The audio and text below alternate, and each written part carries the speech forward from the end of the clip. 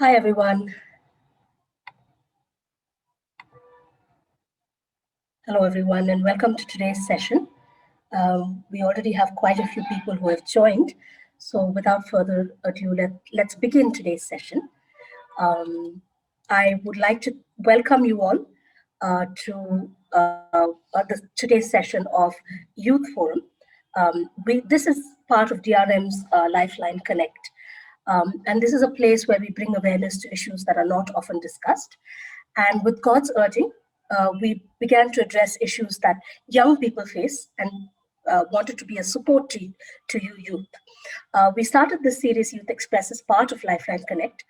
And over the last, few sessions of Youth Express, we have discussed issues that are troubling people who are young and who are trying to find their way in life and things like that. So the aim is to be able to connect with you, mentor you, counsel you, and take it forward with young people in the right way. So we've already had sessions on suicide, finding true love, pornography, singing while we work, real to real life to real life, and so on and so forth. And we have many interesting topics coming up in the coming weeks as well. We also have a series called Asking the Tough Questions, which I'm sure all of you are tuning into. So I do hope that you will join us and invite your friends as well. And we will have the WhatsApp Connect details in the chat window shortly. If you want to find out more about Deborah Rise movement, you can look us up online.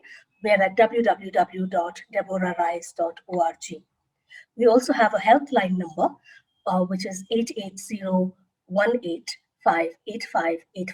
I'll say that again, 8801-858585. And this is a helpline number that we run in multiple languages, including Tamil, English, Hindi.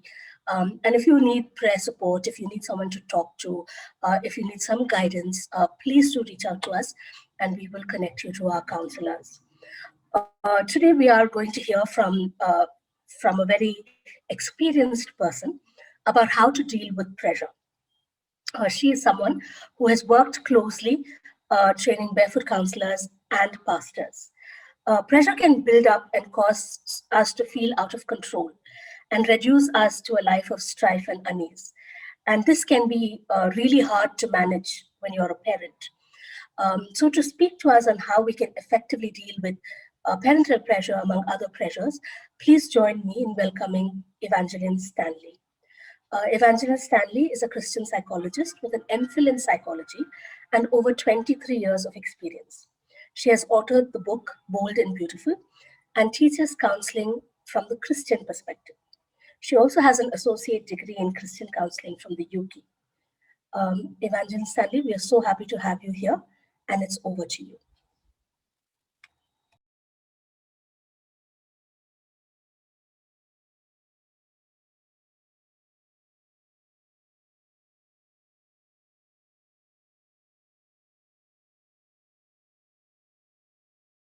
Hello everyone, it's been lovely seeing you again. This year which we've just said goodbye to, 2020, has not been easy on us. It's not been a kind year. It's been very difficult for us and there's been a lot of trauma, a lot of tears. We've lost a lot of loved ones and we've had a very difficult time, a lot of challenges that we had. But in spite of all that, God has been so good to us and gracious to us. He's extended our life and He's given us His abundant grace because He wants us to live longer for Him. And He's given us some responsibilities that we can carry with us, that we can maintain, that we can keep. He's given us some responsibilities that we have to be very careful about. So this evening, I want to talk very specifically about one particular issue. God has blessed us with wisdom and God has blessed us with His grace to walk into this new year 2021. Now as God has blessed us, He wants us to be a little more responsible towards the little congregation that He has entrusted us with. That little congregation is what we call as family. Now during this 2020, I have had many counseling calls. Many children, many adolescents, many young people have been calling me, and they have been pouring out their heart. There have also been some parents and adults who have been calling me and crying out because children are going through a difficult time during this time of lockdown. Lockdown has taken a real toll on our children and on our adolescents, on marriages, on people, and on families. That has been really very sad.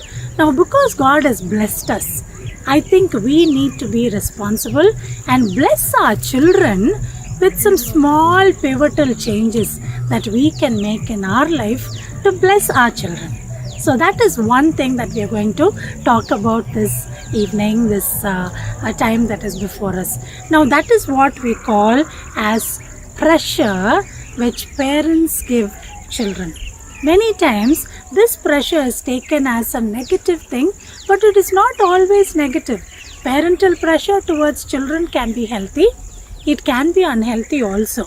Now this pressure can be regarding choosing careers with children. It can be regarding making some very important choices, some major choices in life about what course a child will be choosing in school or college, or how the child is going to choose a life partner. Now in all this, parents definitely have to play a very important role in the choices children make, because parents have gone before children and parents do not want children to repeat the same mistakes. Now this parental pressure can be healthy and it can be unhealthy also. Now there needs to be a balance between the healthy pressure that we give our children and the unhealthy pressure that we should retain from children, which we should refrain from giving children. So there are some families who unconsciously, because they mean well for their children, because they want their children to have the best, they give a lot of pressure, which leaves children with some emotional scars. Now I want to talk about something which we don't like to hear. That is the word called suicide. Many children, they choose to take away their lives, they choose to end their lives, they choose to quit because of the kind of pressure that they receive from their families. I am not talking about peer pressure here. I am focusing only on the pressure that parents might give children, which they think will be healthy, but it is not helping the children. Children are not able to take it. There is a long list of reasons for suicide, but this is one of the reasons that quite a few children in my counseling experience have expressed to me, that they are not able to handle this kind of a pressure and they take their lives away. Those are in the long list. One of the reasons for suicide is parental pressure, unhealthy parental pressure. Now I want to tell you a story here which has really touched my heart. It is a real story. It's a story of a boy who is a single child in that family, and parents have been government officers and they love this child very much. He finished school. He finished school with lovely colors and he came out with good marks, but he had different choices in life. But parents wanted him to specifically do medicine. So they sold their house because they did not have enough money. They sold their house for about 30 lakhs and they spent a huge amount in buying a seat for their child, and they got a medical seat for the child, and the child was not able to cope with the kind of stress that a medical seat will require. He had to study, he had to slog, he had to sit for long hours in the night, and he had to work for long hours. He could not take that stress because his personality did not tally with the kind of course that he had chosen to study. So these parents were very upset, they were very disturbed that the child was not handling the stress very well, and they brought the child to me. And this child said, "Auntie, this is not my choice. My parents wanted me to do medicine. This is not my choice, Auntie. I am not able to take the stress. This is not me at all." So I had to talk to him, and now he is doing better after a lot of psychotherapy. Now stress was not his only issue. he was also feeling very guilty that parents have spent a huge amount, huge fortune on buying the seat for him, and he feels guilty that he is not meeting up to their expectations. Now, because he was guilty, because that guilt was very strongly rooted inside, he wanted to kill himself. So he started developing a lot of suicidal tendencies. He actually attempted twice or thrice, but then after a lot of counseling and after spending long hours with him, he is now coping very well. But I want to tell you, we could have lost this child. I have another story to tell you, another sad story. This is also about a boy who chose medicine as his profession because his parents wanted him to do medicine. And he finished the course. He did very well. And then I went to a camp. I saw him there after many years. He is a lovely boy. And he said, "Auntie, did you know I am not a doctor anymore. I am pursuing law now." I said, "Hey, you finished medicine. You did very well. What's happening?" He said, "No, Auntie, I did that to make my parents happy. I did that just to satisfy them. That didn't give me any kind of a contentment, Auntie. I didn't want that. So I did that to make them happy. Now I am pursuing law. I am studying law, Auntie."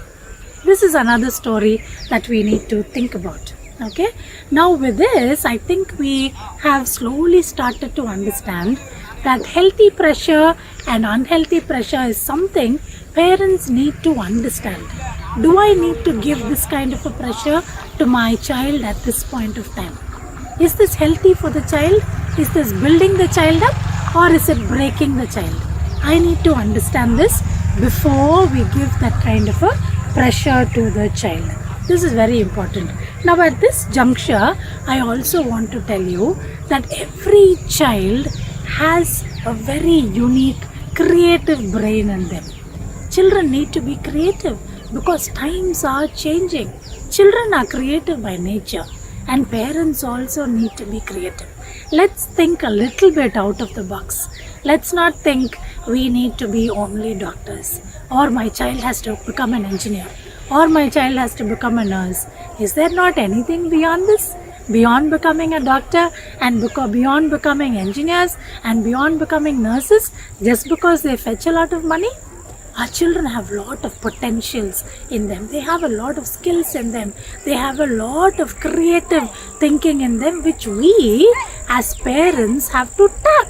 So I think we as parents have to be closely watching our children as we parent them as to how creative we can be in helping them choose their future and choose their life.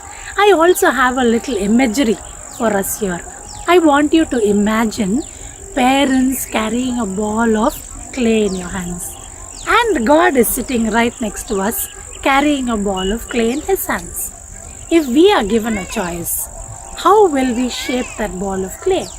We will shape it according to our dreams, our personalities, our desires, and our wishes for the child. How we want the clay to be. Do we want it to be in the shape of a bottle, or in the shape of a pot, or in the shape of a plate? We will do it as we want. But if we, along with our children, can give that a pot of clay to God, He will shape it in the way He wants it, and which is best for our children. I am saying this because many parents somehow push our dreams into our children. I am not able to achieve this. My parents were not able to give this to me. So let me do that in my child. Let me push that dream into this child. So I think when we do that, we are killing that creativity which is inside our children.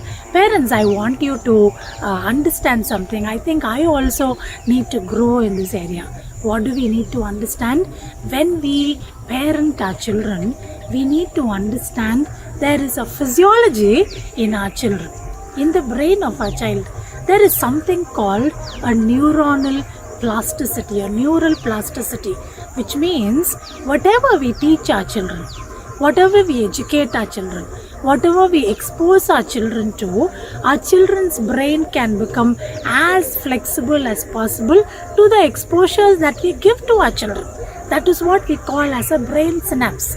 A brain synapse is a connector in our brain. There are a lot of connectors, millions of connectors in the brains, which carry one information from one part of the brain to another.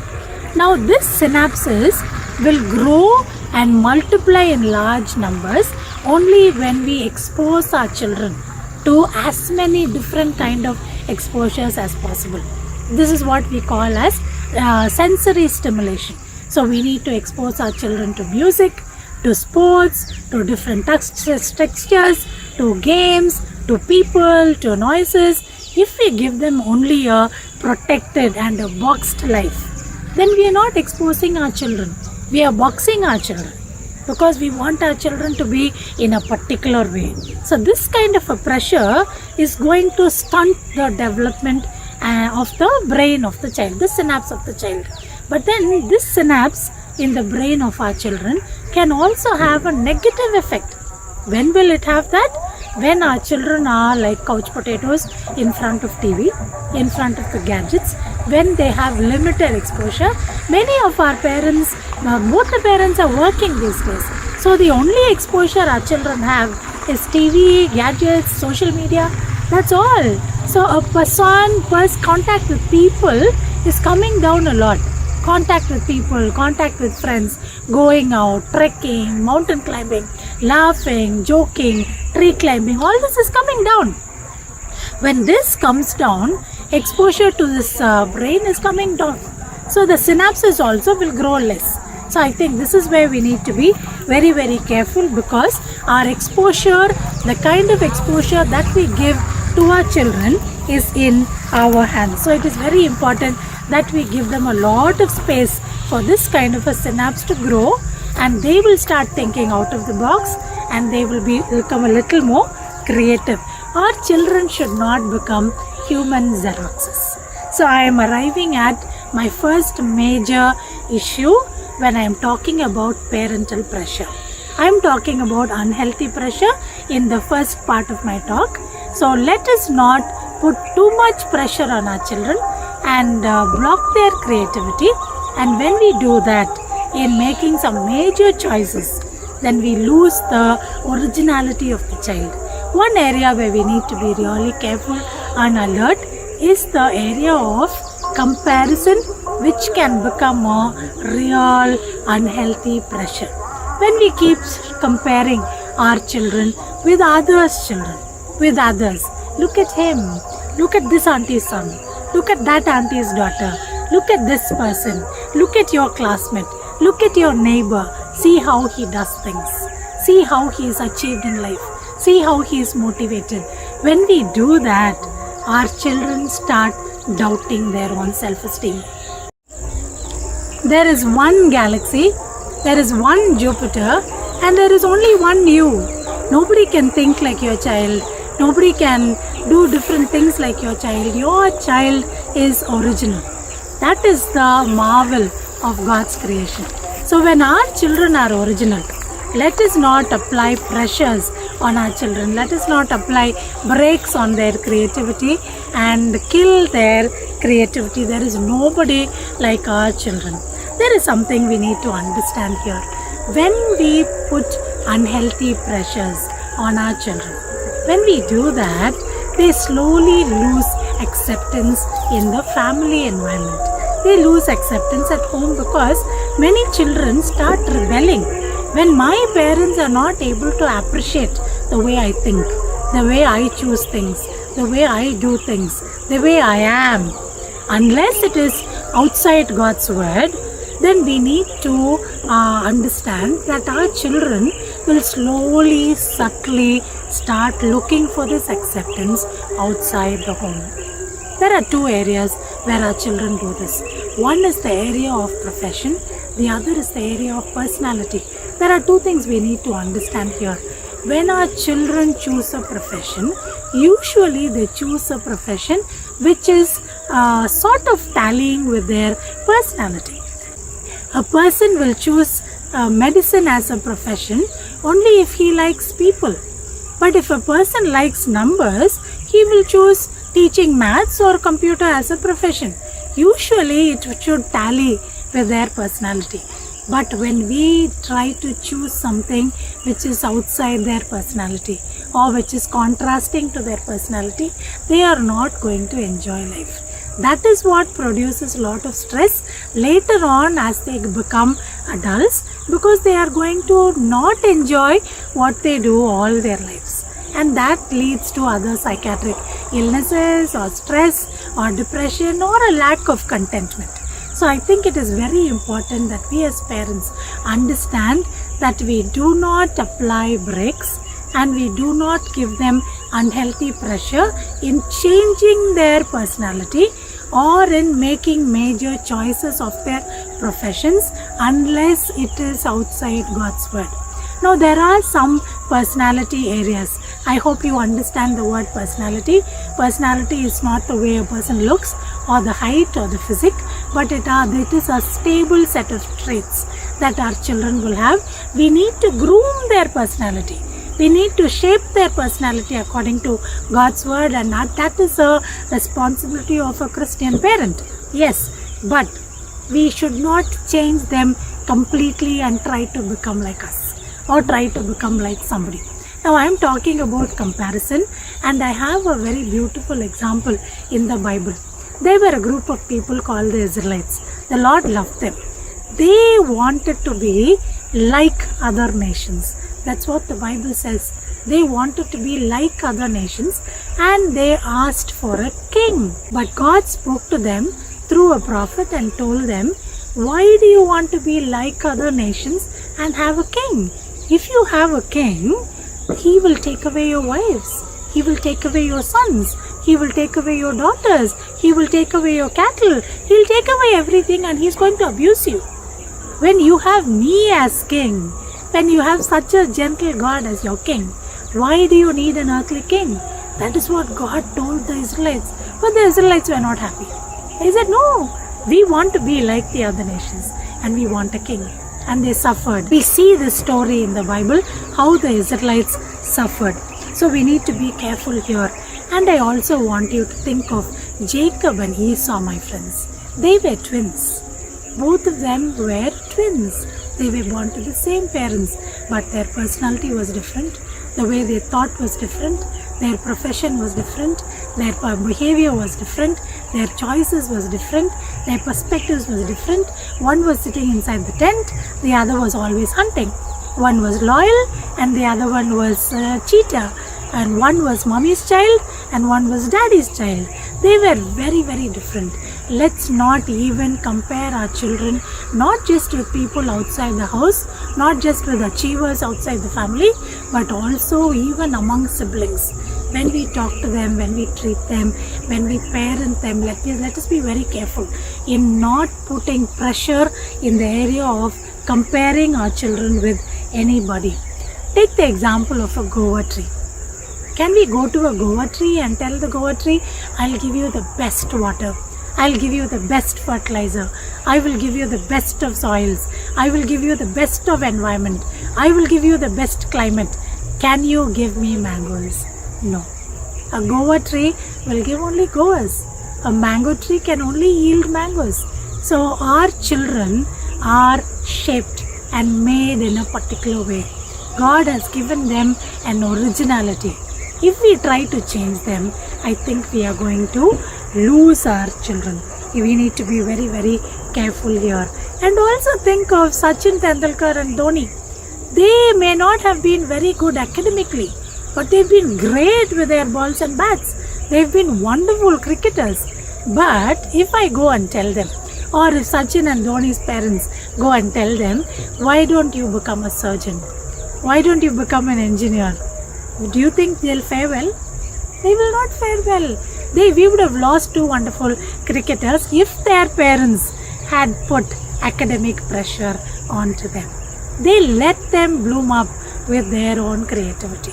They saw their potential, they saw their strengths, and they built them up, and these children really shone. That is what we need to understand. And we all know the story of a fish. We understand what we see here about the fish is, if a fish is expected to climb a tree And if the fish fails in climbing a tree, if we call it a failure, you're not able to climb a tree, my dear fish, so you're a failure, then the fish is going to live all its life believing that it's been a failure. But it's not like that. A fish is able to swim, but a bird cannot swim. A bird can fly in the air. So God has given our children originality. God has given our children very, very specific and special strengths and potentials which we need to understand. The other part of unhealthy pressure that we need to understand is many parents, sometimes including me, we place a lot of unrealistic expectations on our children. I want you to do this. I want you to achieve this. I want you to accomplish this. I want you to study this. You have to do this. This is what we are trying for. We live all our lives.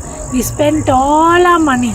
So we unconsciously put a lot of pressure on our children by placing unrealistic expectations on our children. But do you know what the Bible says? God has given our children a measure of grace which we need to appreciate.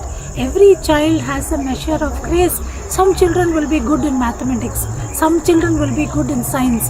Some will be very good in English. So we need to understand that we cannot push our children beyond limitations. We cannot push our children beyond what they can do. When we do that, we break our children. When we push our children beyond their limitations, we break our children. So the wisdom here is to understand the difference, the measure of limitations that God has given our children, and accept it. It's okay if my child is not good in maths. It's okay, so what? If my child is good in English, very good, I will help my child to do that and help my child to become a professor or a teacher or a lecturer in English. So whatever your child is strong at, I think we need to encourage our children to grow well in that area. There is also a beautiful example.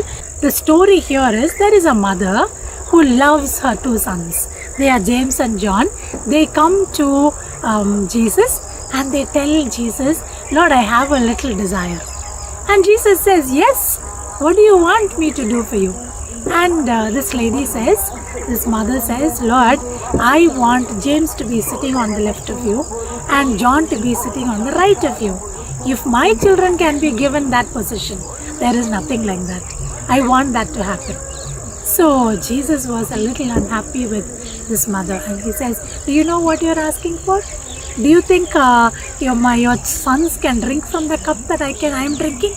And this mother says, yes, my children can do what you do.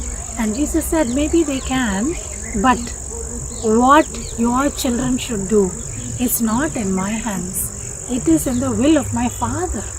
My Father does what He pleases. Isn't there a beautiful principle here, my parents? It also applies to me. I think we need to understand that God has already had a beautiful plan, a blueprint chalked out for our children.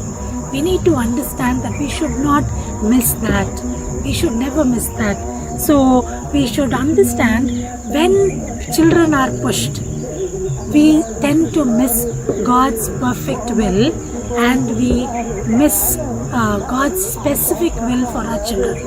Our children may be doing well, but we miss God's specific and perfect will. So we need to be careful here. There is also something called societal pressure that we need to remember here. Our society expects our children to be living in a particular way, to talk in a particular way, to behave with particular manners, to dress in a particular way. Let me just give you one example. Sometimes we idolize this particular thing. You know what that is? What will people think of me? What will people think of my children? This pressure we push on to our children, and this is very unhealthy for our children. I'll give you an example. These days, children like to dress up very differently, unlike the older generation. They dress up very, very differently. Sometimes even my parents find it difficult to accept the way my daughter dresses up. But if our children are able to dress up modestly and fashionably even if it's going to be stylish, I think that is perfect. That's all right. If they can maintain modesty, if they can maintain a sense of modesty, and if they can be stylish and fashionable, that's okay. Let's not put pressure on what people expect of our families, what people expect of our children. This is just one example of a social pressure we need to understand. But then the principle is, if our children can stay within the boundaries of God's word, then I think it is okay respecting our culture.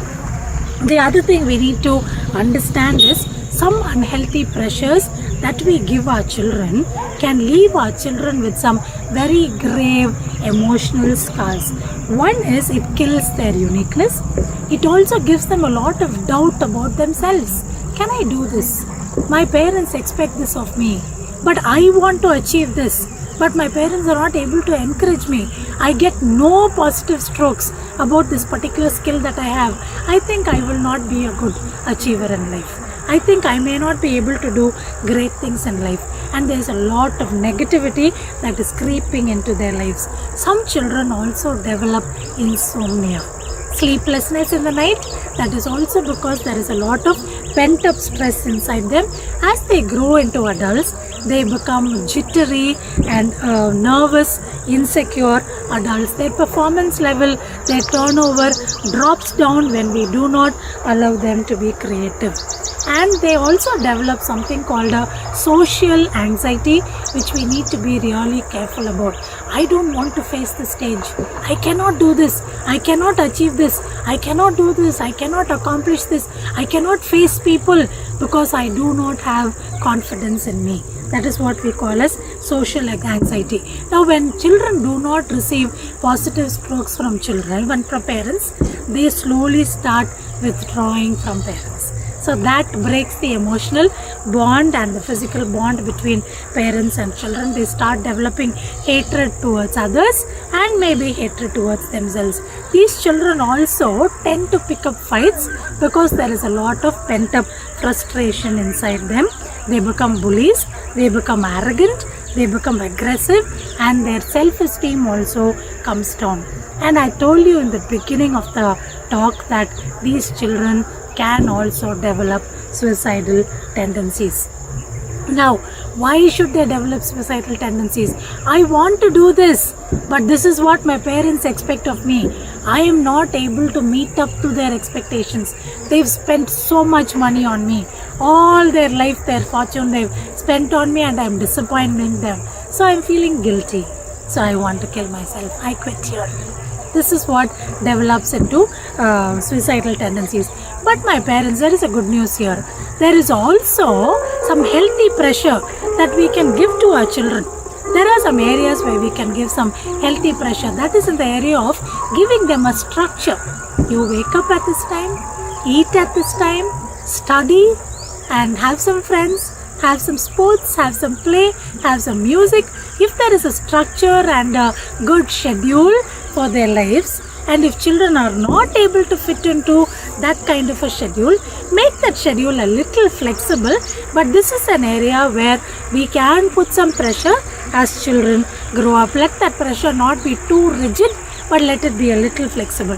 Another area where we can give them a little pressure is the area of discipline. Discipline is very important because the Bible says, train your children in the way you should go, and he will not depart from it even when he becomes old. I think we need to teach the children to be disciplined. Children cannot live as they want. There are ways to do things. There are ways to talk. This is how you need to relate to people. This is how you need to be mannerly in the society. This is how you have to behave at the table. This is how you have to talk to your parents. So there is a discipline in everything. There is a set of value system which we can inculcate into our children, which can be pressurized into our children, which is okay. And that, when we do that, let us not expect miraculous changes overnight. Our children cannot become angels overnight. They will take time. But then just keep on doing that so that children will definitely take this discipline which you teach them. Give them a lot of exposure that I've already talked to you about. Take them out, play with them, talk to them, show them different things, and let's not be inside the house all the time, but show them nature, take them out to the beach. Exposure is very important. Applying healthy pressure in the area of spiritual exercises about reading the Bible, praying, spending time with God, having time alone with God, having quiet time, memorizing Bible verses. All this is very important. Now I can hear some parents telling me, no, we cannot pressurize our children to choose their religion or to choose their faith. Why should we pressurize them? It is their choice to choose their faith. But my parents, the sad story is, we pressurize them to go to school. We pressurize them to go to tuitions. We pressurize them to sit for online classes.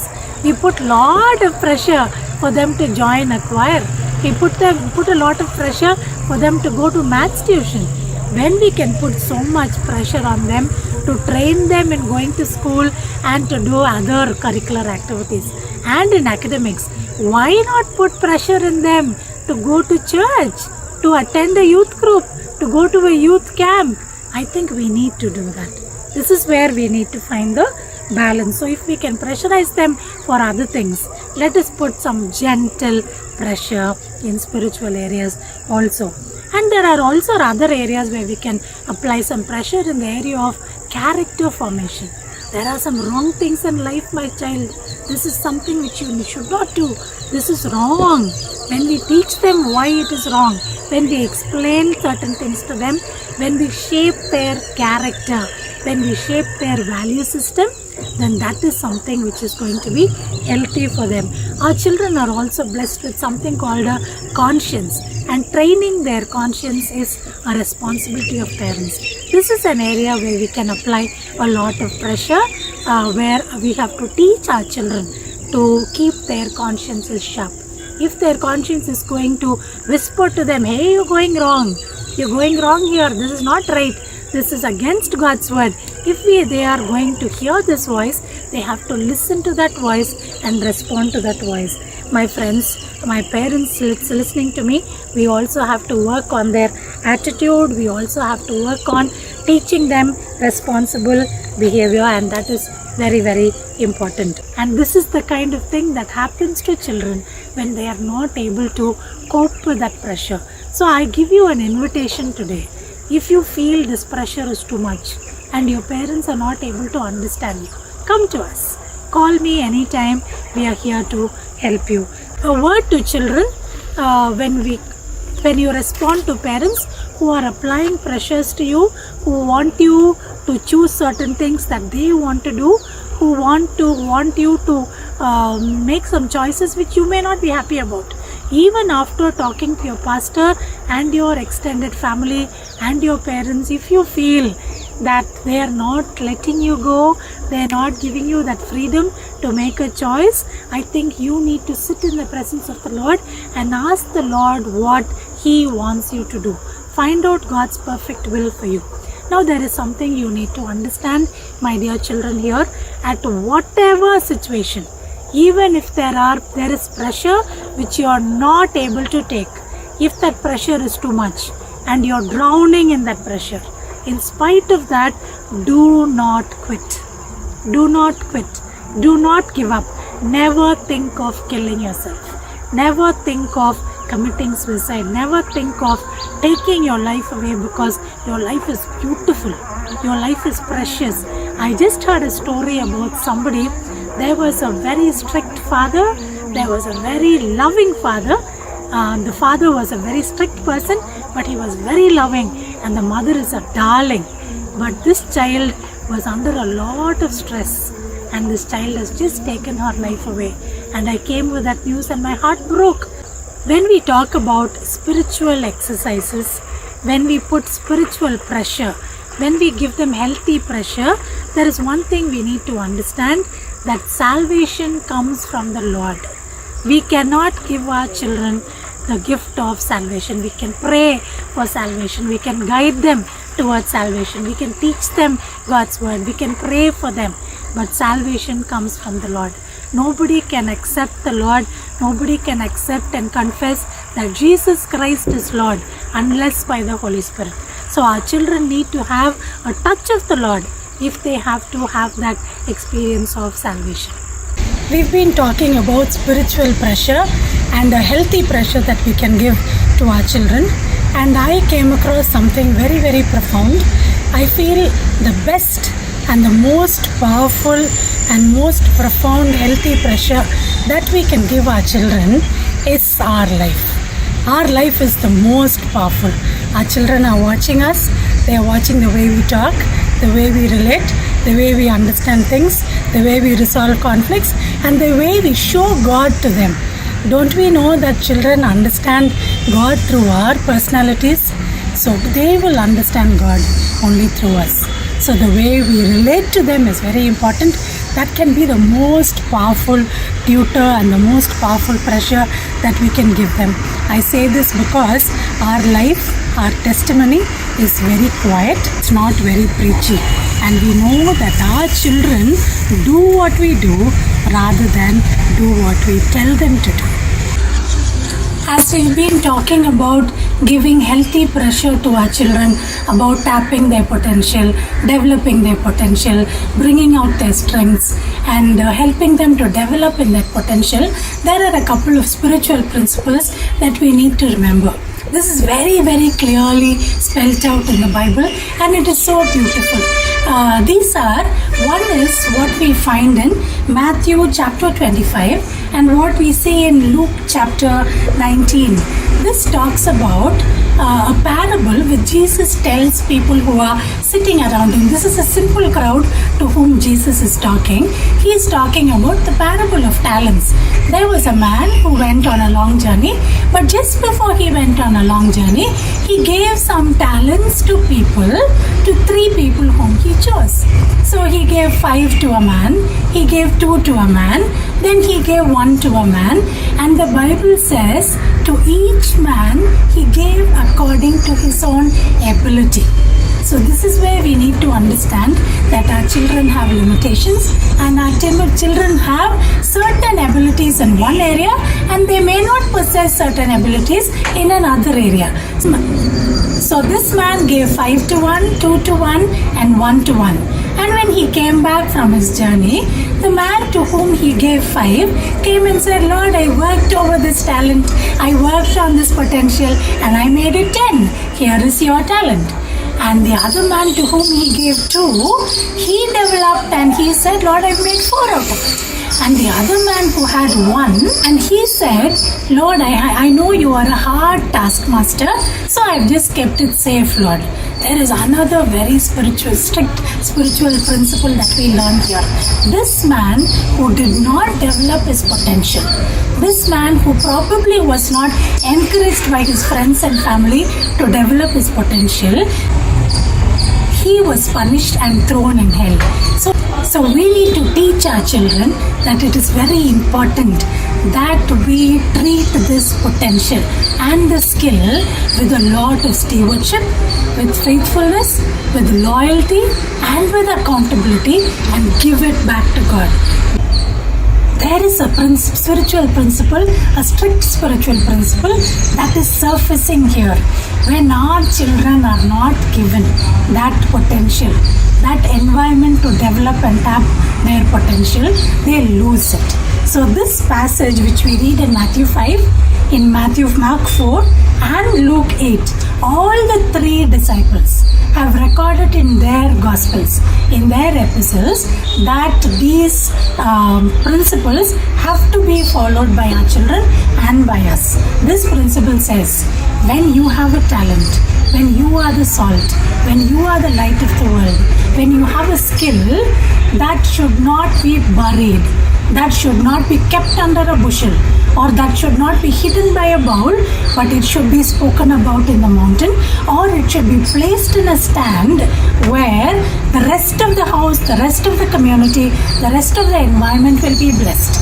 So the light will be given to everybody. This is where God says, you are the salt of the earth. You are the light of the earth. Whatever potentials you have, whatever skills you have, whatever strengths you have, do not bury it, because you need to be accountable and you need to give it back to God so that the community will be blessed. And I also want to tell you How do you understand your children? When we talk about the pressures here, I think the best pressure that we can give in the area of spiritual exercise here, as we understand our children, is in the area of salvation. Many parents have expressed to me, my child does not have the experience of salvation. I'm scared. What if my child goes to hell? What if my child loses eternal life? My parents, don't be very upset. Don't be very anxious. Just relax. Keep praying for your children. Keep sharing your testimony with your children. Keep sharing your salvation experience to your children. Encourage them to memorize verses. Encourage them to read the Bible and have a regular family altar. Make the family altar a real jolly time where children will run and come and sit for family prayer. Let them play a musical instrument. Let them read the Bible. Let them pray. Let them choose their own choruses to sing. When they are given freedom for the family altar, I'm sure they will enjoy it. And another thing I need to tell you here is, please do not go preacher hunting and tell them, please spare my pastor, pray for my daughter, pray for my son. My son has gone astray. My child has gone astray. My child is still not saved. Please pray for my child. Our prayers are heard by God.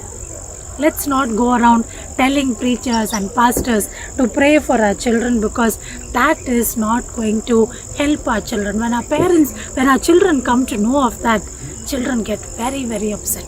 They do not want us to discuss their stories with anybody outside the family.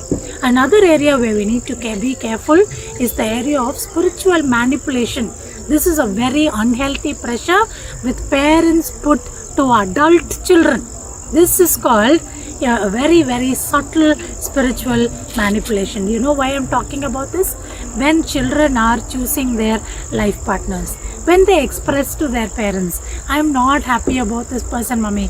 I do not want to marry this person. I do not like this boy. You know what parents say? This preacher said, this is God's will for you. This pastor said, this is God's will for you. This is what God told me to tell you. So that is spiritual manipulation. When God has given you peace about a major decision, let us pray that God will give the same peace, the same clarity, the same vision to your child also, so that your child also will understand that making a decision here is very crucial. Let me listen to my parents and listen to God for myself also. So we need to understand here that we should be very, very careful in the area of manipulating our children. Now, why don't we think about sitting and talking to our children? What do you like to do in life? What do you want to do in life? Ask your children. Observe your children's potential. Observe your children's talents. What are they good at? What are they strong at? What are your children's skills? If we can very closely start observing them by spending a lot of time with them, we will be able to help them choose a very, very clear career later on in life, which will suit their personality. And I also want to say something here. We are talking about parents, but we also need to understand that children also have a major responsibility in the way they respond to the pressure that parents give. When parents give a lot of unhealthy pressure, children have the freedom to express to parents, mommy, I think this is not me. This is not what I want to do in life. This is what I want, how I want to spend the rest of my life doing what I do not like. That will give me a lot of stress. Children, please take freedom, take liberty to talk to your parents, express your views, express your opinions, express your struggles, express your fears to your parents, but do not lose respect when you discuss certain things with your parents. When you feel your parents are giving a lot of unhealthy pressure to you, then please contact your local pastor. When you feel it is getting a little too much, go to your extended family and talk to them. Now, there are some surprises that we may have later on in life. That is, we may find a class topper becoming a homemaker. We may find a backbencher becoming an entrepreneur or a fashionist or a lawyer later on in life. There may be an ignored Joe. Nobody talks about this Joe in class. He is not a famous person. He is not a popular person. But he will become a great, strong writer later on in life. There may be somebody who is constantly failing in maths. This person just cannot do maths, but the surprise is this person may become a fashion designer later on in life. There may be some children who are constantly standing out of the class and visiting the principal's room often. These people may become army officers later on. So we do not know. My friends, I want to tell you a personal testimony here before I finish. I was very good in writing. I was very good in talking to people, and I loved listening to people. And I did not know that I had this potential. I did not know that I had these skills in me. I did not know that this was the grace God had given me. When it came to choosing my subject in my higher secondary school in my 11th standard and 12th standard, I told my parents what the Israelites told the Lord. I said, I want to become like my friends. I want to become like my other classmates. I want to choose science group. I want to choose maths group because I do not want to lose my friends. But my parents said, no, that's not your strength. Your strength is in English. Your strength is in counseling. You have a grace to sit and talk to people. You have a grace to listen to people. You have a grace to be empathetic to people. So why don't you choose something on those lines? We will help you. We will stand with you. We will help you develop in that area, in that potential. And they let me do advanced English in my higher secondary, and in my undergraduate classes I did English because I wanted to do journalism. I wanted to write like my parents. So I still do a lot of writing, and that is how I developed my potential. After I finished my UG in English, then what I did, I wanted to pursue psychology with the encouragement of my parents. So I did a master's in psychology, MPhil in psychology, and then went on to the United Kingdom to do a advanced level Christian counseling course in counseling, and that has groomed me to what I am today. My friends, it may be different from what others have done. There have been a lot of negative comments which were thrown at me and at my parents. It said, hey Stanley, you are an engineer. Hey Lillian, you are a doctor. Your daughter has not chosen medicine like you. Your daughter has not chosen engineering like you. Is she not good in maths? Why don't you send her for tuitions? Why are you sending her to do English? But my parents had to turn a deaf ear. And I had to turn a deaf ear to all those negative strokes that I received. And today I am glad that my parents applied some healthy pressure in me to help me choose my career. And that has groomed me to what I am today. And that is what help is giving me a testimony to stand before you today. And I am glad that I chose that.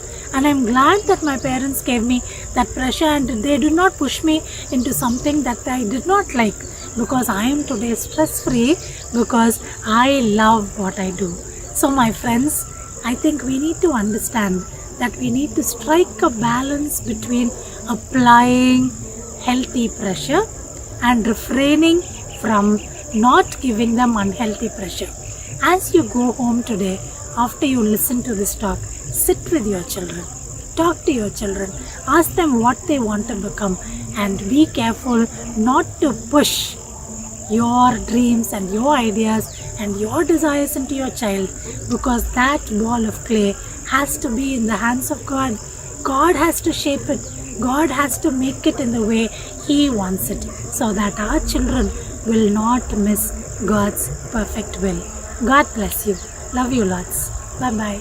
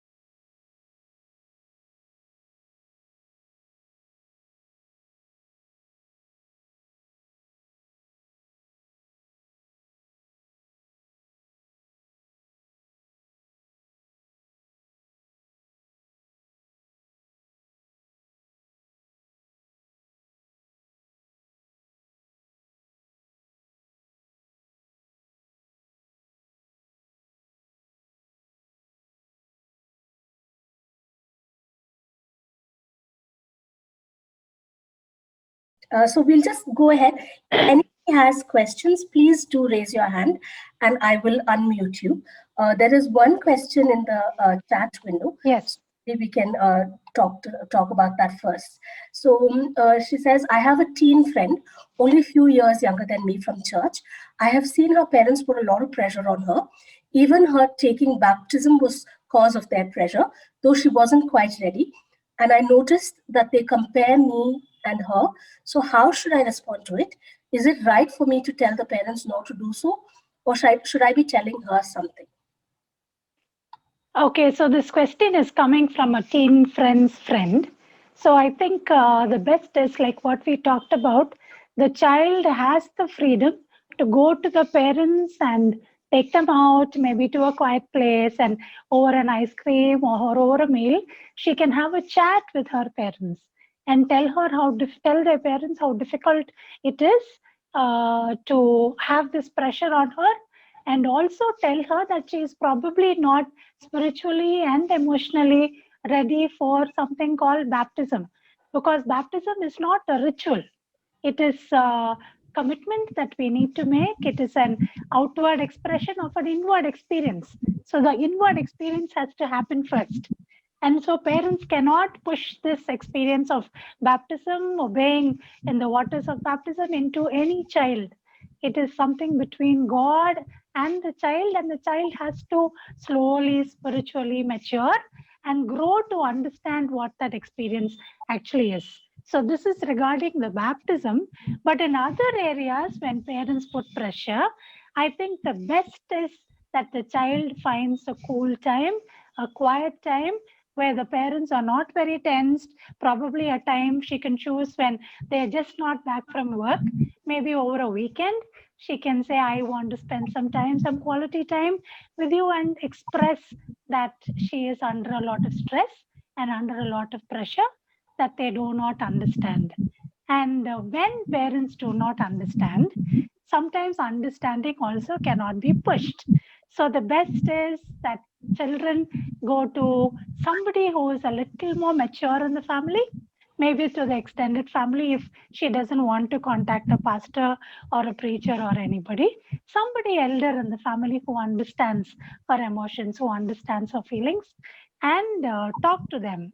But in any case, if sometimes parents and the elders in the family do not understand, then I think children have to learn to handle this pressure on their own, instead of resorting to substance or resorting to bad friends or resorting to any kind of wrong methods of releasing pressure or any kind of finding comfort in the wrong place. I think they have to just trust the Lord and hold on to the Lord and ask the Lord to give them that wisdom and give them that peace and give them that inner strength, so that children will learn to understand that parents take time to understand. Because parents also have had parents who have been difficult. They have not, have had any training in parenting. So sometimes parents can make mistakes, but children need to understand that. And children are also given that freedom to approach counselors or psychologists who will help them to handle the stress. Have I answered your question? It was on the chat window, I guess so. Yes. Can we move on to Sunil? Yes. Yeah, thank you. Thank you for the session, Stanley Garu. And I'm a father of 3 daughters, and my younger daughter is very much interested in sports. And I live in Karnool, which is a bit more lesser than a city and a greater than a village. Town, So we don't have any infrastructure in the city to encourage my daughters to have sports. And I have been and I personally have been a victim of sports. So when I was young, I was been playing cricket, very well cricket, but for I have to be selected, I have to bribe the selectors, so I can't do that as a Christian. So I have told my daughters to not to take up sports as a their career, So I just want to make my daughter, my younger daughter especially, but my second and younger daughter are interested in sports. But how do I convince my two of my daughters not to choose the sports in the city where we are in? So that's what. Okay, I understand that politics, competition, and all this has crept into this beautiful art of sports, and it has spoiled the beauty of sports. That's very sad. And these days, we also have something called game fixing. So it's not a sport anymore, actually. But, brother, for you individually, I would like to tell you start off encouraging your children with something at home. Let them have a lot of indoor games. Let them go to the sport area, to the fields and play. Let them do that first. And when it is the right time for them to go into the city, probably we will hope that the Lord will open the right doors for them. Let us not talk to them about it now, but we can sensitize them. We can tell them that the world is not kind anymore. The world is cruel and the world is not straightforward. The world can be very, very deceptive. And we can also tell them that these are some dangers that our children will have to face if they have to choose sport as a career. That is a reality. But because of that, don't dampen their interest and their desire for sports now. Just keep telling them realities, but don't discourage them in the same time. Because, like Daniel in the government, we want good Christian believers in the arena of sports. Just Yeah. because sports is a dirty place, we should not discourage our children. Our Yeah. children also probably can take the challenge and go there and clean the field. We do not know who God is going to use to clean up the field. We don't know. So let's not discourage now. Encourage them in small areas, and later on, we'll see how they face reality. Thank you. So kind of Thank you you. for that question, brother. Thank you. Go ahead.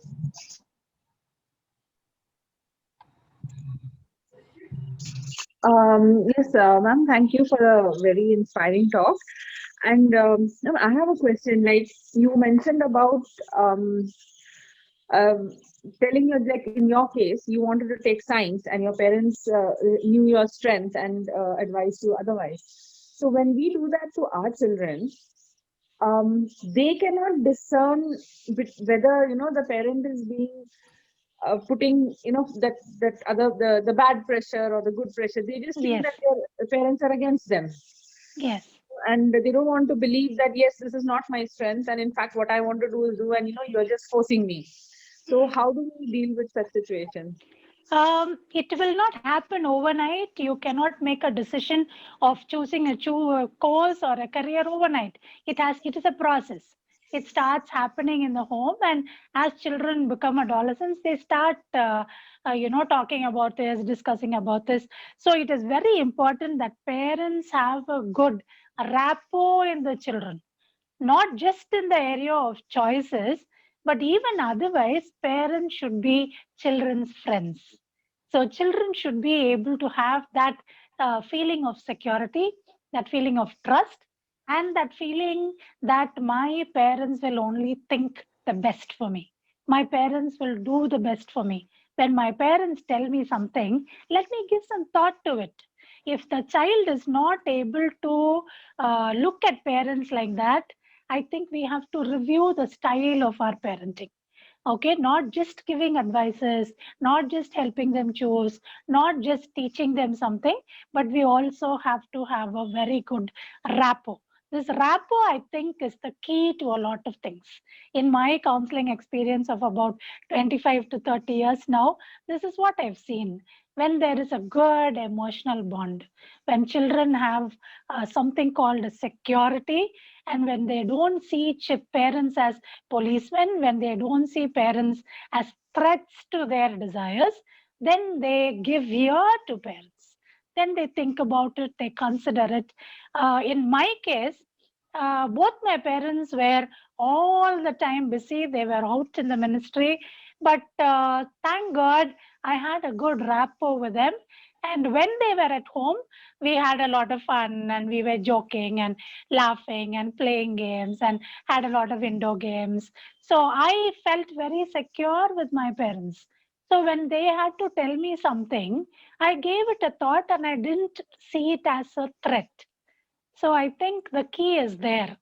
So start building an emotional bond with your children. And if you feel you're struggling in that area, you can always call me at the number that was displayed on the screen, and I can help you personally. I can repeat my number to you. It's 98-430-11943. And children will not immediately take what parents tell them. That is childishness. That is an instinct in children to rebel and to say, no, we know everything and parents don't know anything. And especially this generation, my daughter keeps telling me that, Mommy, you don't know anything. So I have to, just smile at that and wait for a time when she understands that her mommy knows something. So I think we also have to give them some time to understand that parents have a different kind of wisdom apart from knowledge. Okay, thank you. So there's a question anonymously in the chat window. It says, I'm a 38-year-old married woman with a kid. All decisions, including spouse, profession, selection, done by my parents since childhood. So at least now I want to take my own decisions with respect to job, etc. I get very guilty that I'm disobeying the Lord when I disobey my parents. Okay, so is this the problem of the mother who is 38? Yes. Okay, right. The mother is not a child anymore. The mother is an adult now, and I think she has to scissor herself from the umbilical cord of her parents and start depending on the Lord and start making friends in the society who will mean well for her. And she can find some mature believers in the church or in a local fellowship who can also guide her and think for her and who can spiritually guide her also. So parents continuing to put pressure on a 38-year-old daughter is absolutely not in, unless she is very gravely wrong. Unless she is very, very gravely wrong. Even then, parents can only tell. Parents can only explain the pros and the cons and the dangers of the decisions that she may be making, but they cannot put pressure on her. And this mother has to slowly start telling her parents that she is not a child anymore and she's an adult. And that's what we read in Ephesians chapter 6. Children, obey your parents in the Lord. Most of the time we are conveniently taking the first part of the verse. Children, obey your parents. Yes, that's wonderful. We need to do that with a lot of respect, with a lot of honor, and we need to give ear to what our parents say because they definitely have a lot of wisdom. And but when it is not within the boundaries of God's word, when it is an unhealthy control, children have to slowly and gently, with a lot of respect, sever them from this kind of a manipulative control, even if it is from parents sometimes. But in the process, let's not lose respect.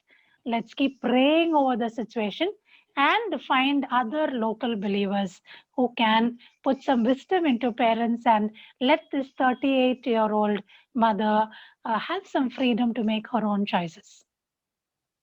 Thank you. Somebody says, can you explain about sensory stimulation? Yes. Sensory stimulation is a very specific psychological exposure that all our children need to be exposed. So we have 5 senses. Touch is very important when it comes to parenting. So please do hug your children. Please do love your children. Please do express love to your children physically. When we do that, these children do not have that kind of a sensory deprivation in the tactile area, which is the area of touch. So these children will find healthy sensory stimulation in that particular area. They will not look for unhealthy touch outside the home and outside marriage most of the time. Okay, so that kind of a touch is very important. When I talk about kids, let them play with the sand, let them play with water, let them play with different textures. That is very important because that also stimulates that part of the brain. And the other thing is the other senses is the sensory of noise. So they have to listen to laughter, to music, to different kinds of feelings, and to different kinds of noises, which will also stimulate that part of the brain. Okay, and then the other thing is feeling. That is very important. All these kind of senses, the touch, the noise, the smell, all these are something which we should not protect our children from. And this is also important in the area of the development of synapses when our children are just growing. Even from the age of 2 plus, if children are exposed to a lot of exposures to different kind of textures, to different kinds of noises, to different kind of touches, to different kinds of people, they will have an understanding and a stimulation in their brain, which will help them to grow with a lot of exposures. When we give them a protected environment, then they do not know how to handle it. Not just that, the synapse in the brain will be stunted and it will not grow as much as it should grow. And we also talk about sensory stimulation in the context of autism. Autism is a neurodevelopmental disorder where children have a problem in a particular triad in 3 areas. One is the area of communication, the other is the area of stereotyped behavior, and the other is the area of social behavior. So these 3 areas are very, very important for autistic children, where these areas have to be stimulated and developed. If you want to know a little more on this, you can call on me, you can call me on my phone, and I'll be able to help you with that. Good evening, sister. Good evening, brother. This is Robinson from Coimbatore. Hello, brother. Good evening. Nice to hear from you. Thank you for joining in.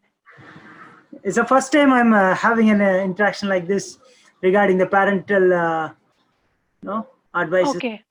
I had a question. I have a question. Yes, brother. Go on. How to teach our children about their roles and responsibilities during Okay. also. Yes, brother. Thank you for asking that question. It is a very crucial question because these days parents want children to achieve, and that is not wrong. Parents mean well and they want children to have a good future, but our parents are making the mistake of thinking that studies and academics and careers is everything in life. They forget to understand that the wholesome development of the children is very, very important. I'm talking about children doing little things at home, like, for example, washing the dishes, saving money, cleaning the table, making a little omelette in the house, making coffee, cleaning the hall, or sweeping or mopping the house. See, our parents think studies is everything. My child should not waste time. This is 10th standard. She's in her grade 12. I cannot ask her to do all this. So the mother and the father keep running around doing everything for the child. But the future of the child is marred. I think the wholesome development will not happen. Like, coming back to my own example, I have a birth injury in my right hand because of the carelessness of doctors and the family. But in spite of that, my mother wanted me to wash the dishes. She made me wash my clothes and she made me cook, and with a lot of aids, of course. And she made me sweep the house. And remember, I was a single child. And I was so upset with her. Why are you making me do all this? With one hand, I cannot do all this. But she said, no, you have to learn to do all this. And both my parents were professionals and they were missionaries. We had maids in the house. We had people to help. But in spite of that, they made me do my own thing. They made me run errands. They made me do things in the house. So today, they have groomed me into an individual as independent as possible. And I want to thank God for that. That time when my parents did that, I did not like it. I was upset with them. I was angry with them. Sometimes I got very bitter with them. But today I'm thanking them for what they did, because if the maid doesn't turn up, I can run the home. If the washing machine fails, I can wash my own clothes and I can help others in the family with their clothes. So I think it is very important that you start off very, very early. Start very early, and even as little children, if they can learn to replace their milk glasses, if they can learn to make little things in the house, folding their undergarments or folding their bed sheets after they wake up from sleep, or cleaning a small part of the house or cleaning one shelf every day, parents can always be there, encourage them, appreciate them, do things with them and teach them. There is one thing I would like to tell you here. In our culture, most of the time, it is the mother who slogs. And I think we are setting a sort of an imbalanced role model in the family. The father also can cook. The father also can do dishes. The father also can clean and mop the house. The father also can wash clothes. So when children see this, they do what they see rather than what they are told, like I've mentioned already. So this is how you give them roles and responsibilities. Start very early, give them a role model, let them see what they do. And the most important bit is give them a lot of appreciation, give them a lot of positive strokes. And when relatives come home, please do appreciate them in front of friends and relatives. This room is clean because of my daughter. The shelf is clean because of my son. And all of us do different things around the house, and we don't need a maid. That will be an awesome thing to say when relatives come home. So I think it is very important that we give a lot of positive strokes to our children when they do that. And once in a while, maybe once a month, we can give them small rewards like taking them out for a good dinner, or getting them a good pair of jeans, or getting them a good gift, something which they want for doing some responsibilities in the house. So that is one way of motivating them, thanking them and appreciating them. Thank you, sister. Thank you very much. Yes. The question, there are a couple more questions in the chat. Yes. Yes. Training for parents is important, but now I realize I couldn't groom my child. Now I feel bad. Now child is adult. What can I do?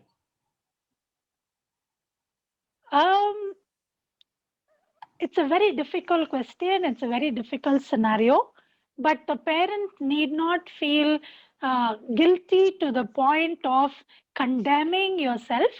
But you can always keep making phone calls and keep talking to your child. And you can also tell your daughter or son who has grown into an adult now, that you made some mistakes unintentionally, and you can talk about those mistakes, and you can apologize for those mistakes. And when you do that, like what we've already talked about, a rapport is built. And that wall of bitterness can be crushed down, it can be broken. And adult children also can make a rapport with the elderly parents. Now, I do that with my parents now. Sometimes when there was some amount of neglect, and when my mummy was upset with me for something which I did not do, and when I express that to her now, she immediately apologizes. Sometimes when I talk to my dad, Daddy, you were not here when I received a certificate in school, when I was on stage receiving a prize for something I achieved in school or college. You were in North India, you were missionaries, and there was nobody to clap for me. Every child had a parent there to clap and take them out for dinner that evening. But I had to come back to the hostel all alone, and you were not there. And my parents give me that liberty and that freedom to talk about the grievances that I have towards them. So this child also can be given that freedom to talk to the mother where probably she had failed. And this mother also can think about where she has failed and apologize to the child, not condemning herself, but trying to rebuild the relationship. More help, I can always talk to you separately. Thank you. And then there's one more question. I think that's the last one for now, unless somebody else asks. My daughter is 21 years old. She is working now. We always support her and friendly to her, share everything. But now, whatever we say, she's always telling, I know what to do, Ma. She speaks angrily. She tells me, don't ask me where I'm going and what I'm doing. She's staying far away from me. I don't know how to deal with it. How old is this daughter? You said? 21. Okay, all right. So the adolescent autonomy is probably extending. This is where I think we need to teach our children the internal locus of control and the external locus of control. Probably what the daughter is saying is right for her age, but it's not right also. Okay, because she is still not married and she still doesn't know the world, and the world is still an unsafe place. So I think the parents have to again build a rapport with the child, pray for this child and talk to her, not always advising, because usually children can become very resistant and very defiant when we keep giving them a lot of advice. They can also get very defensive. So instead, if parents can start appreciating the child for all the positive things that she does, and if the parent can start telling the child how precious she is, how special she is, and how the home is not complete without her, if they can keep giving her a lot of positive feedback, they can win back the child. It is not impossible, because there is a principle we need to remember. Hurt people usually hurt others. Hurt people hurt others. So probably this child is hurt somewhere, and this child is taking it out on the parents, and this child may be going out to places where she is looking for comfort in the wrong places. We do not know, and let us not assume that. But in the same time, all the positive feedback that you can give your child, all the prayer that you can give your child, and remember, our prayers are going to be answered soon. Every prayer that we give, every tear that we drop for our child, the Lord keeps that in memory. It will look like God is not listening to our prayers. It will look like it's the end of the world. It looks like God is silent and He is not active. He is somewhere there and He is absolutely not in the scene at all, but He is working. So my dear parent, you take it from me, God will touch your child when you keep praying for your child and you do what you know is best. Just keep giving them a lot of positive feedback, because I remember one verse where the Lord says about the Israelites, I cared for them, I fed them, I fathered them, I took care of them. I took care of them so much that even their slippers were not torn during those 40 years of wilderness walk. But in spite of that, with God being the father of the Israelites turned against Him. Jesus, God was the perfect father. None of us here are perfect parents like that. All of us are imperfect. But a group of Israelites who were fathered by God, who's the gentlest of dads, even they can rebel. Our children can also go wrong. But give them unconditional love. Give them unconditional respect. Give them unconditional acceptance, because we receive all this from God. Even we as adults can go wrong. We make mistakes. But God doesn't tell us, if you do this, I will love you. If you do this, I will respect you. If you are like this, I will accept you. He says, even when you were yet sinners, I loved you.